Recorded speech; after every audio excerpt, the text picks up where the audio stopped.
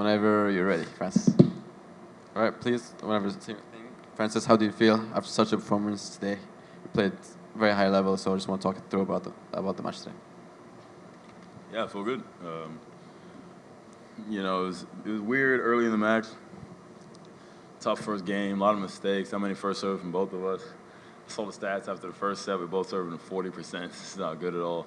I thought I got in a great rhythm at the end in the second set of my serve, but I returned well. I got balls on him quick, and he just didn't really feel comfortable. He seemed like making a lot of mistakes early.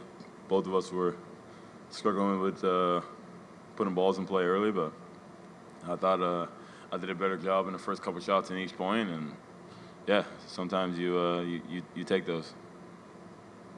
Hey, Francis. I wanted to ask you about you playing Ben Shelton next, and obviously for you, you've played in front of a lot of big crowds here. It's going to be that probably again for that match, and being in your home tournament, being in a big match like that. Kind of, what are your initial thoughts on facing Ben, obviously a good friend of yours, in the next round here?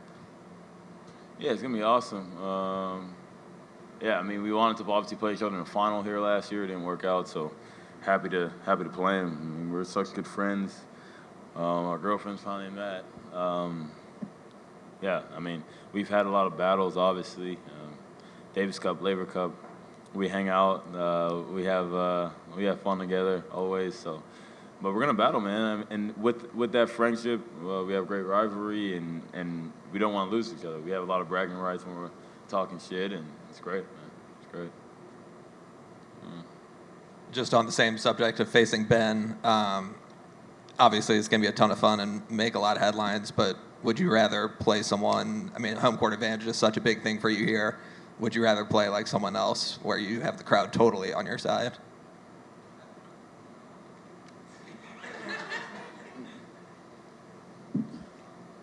Yeah, I mean, obviously they'll be cheering.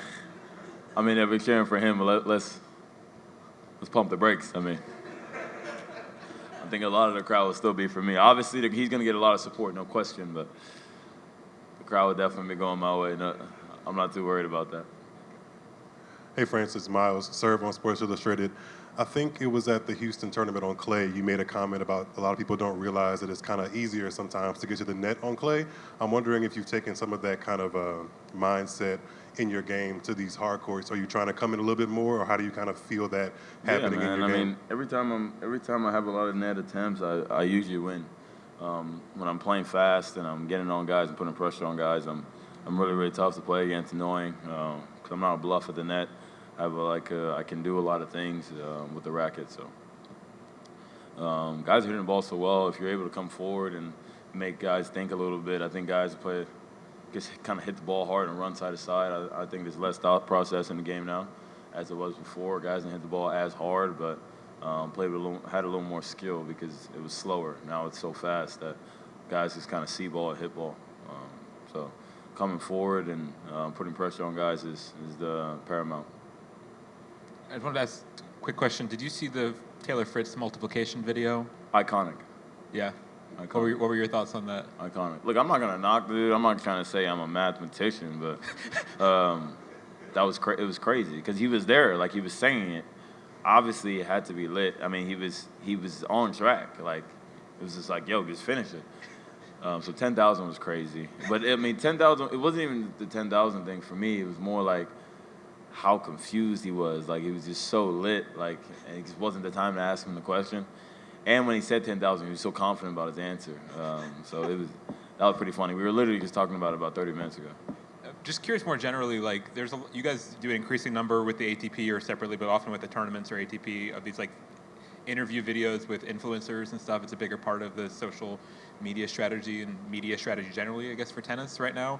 How do you approach those, and what do you think of those sort of general genre of videos where you're getting questions about sort of non-tennis stuff or whatever it may be, trying to get some sort of funny or maybe embarrassing moment out of players sometimes? Yeah, I think any media is good media. I think at the end of the day, man, I think it's very, very important to understand that, like, I feel like tennis players get put in this bubble, kind of hitting balls. A lot of times people don't know who they are. They just know what they do, right? And a lot of guys are so introverted, it's hard to understand who they are. How do you follow somebody if you don't know who they are? Obviously, a person like me, what you see, what you get. I think a lot of people kind of know who I am from social media or just how I act, things I say, and how I kind of conduct myself. But a lot of guys are very kind of focused and kind of in their own bubble. Not to say that they don't have a life outside of this, but no one really knows. So I think those things are kind of good to kind of get guys out of their comfort zone and see what they're interested in, see the things they're knowledgeable about. So I think it's good, man, because we need to push the game. Like, why are we following these guys other than this guy has a really good forehand? Like, he's got to be more to him than that. And that's a general thing, not just a specific person. Hi, Francis. I was wondering, it feels like an influencer question, but I was going to ask about the fit. It feels like intentional that you're wearing Commanders colors out there. I'm just curious, how involved are you in those sorts of decisions and what you wear when, and what does it mean to you to pay tribute in that way here? I'm pretty involved. I mean, I'm with a great brand, man. I mean, they're blue skies and kind of anything I want to do. Obviously, a lot of the things this year were already, done of what they wanted to put out, but they've been incredible with me, man. They just want me to be extremely happy and comfortable, and they knew what this would mean to me here in D.C. and how much I've been enjoying it. So I love Lululemon. It's a great brand, and I'm happy with the partnership, and can't wait to see what we do down the line. Hey, Francis, I just wanted to get your perspective on kind of the big picture of the growth of American men's tennis in the past few years. You got 4 guys in the top 15 right now, including you. You got 13 in the top 100. Just from your perspective, how have you observed the collective development of all of you as a group over these past few years? Yeah, I think the guys I grew up with are just super solid, man. And then, with the likes of Ben as well, who's much younger, but it's an incredible group, man, and we have young guys that are playing well. Your Lerner is really good. Mickelson's really good.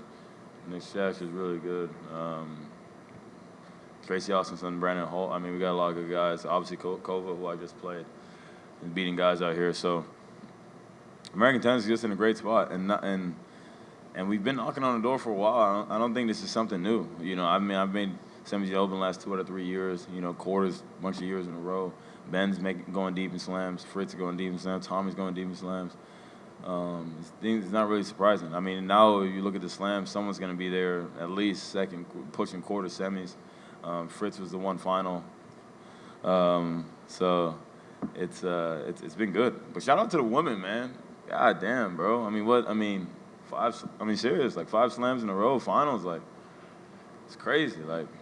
So I mean that's something that we're trying to push towards and try to catch up to them, man, because they've been doing a spectacular job, and happy for all those individuals who've been able to be in that second Saturday. It's a huge deal and monumental moment, whether they held the trophy or not. Something to tell the grandkids. So yeah. Francis, you were alluding to you being more of a jovial personality on the tour as compared to maybe some other people.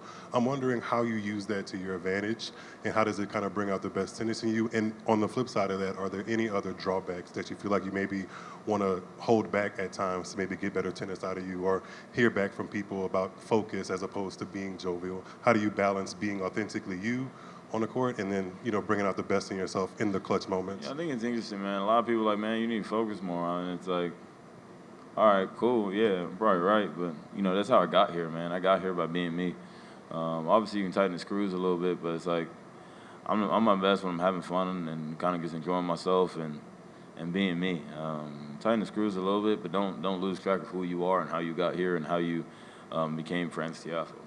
I love the game. It's kind of like my personality is my game style, very, exciting and unpredictable.